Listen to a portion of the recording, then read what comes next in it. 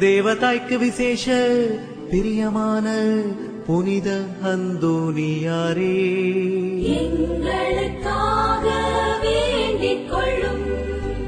பக்திஸ்மாலக சபையின் நவரத்தினமான புனித அந்தோனியாரே, எங்களுக்காக வேண்டிக் கொள்ளும்.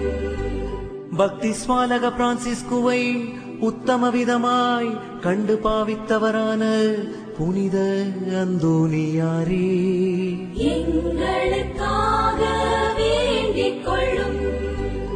ஆத்துமாக்களை ரட்சிக்க வேண்டுமென்னும் ஆவலினால் அப்போஸ்தலரான புனித அந்தோனியாரே, எங்களுக்காக வேண்டிக் கொள்ளும். தேவஸ்நேக பெருக்கத்தினால் வேத சாட்சியான புனித அந்தோனியாரே,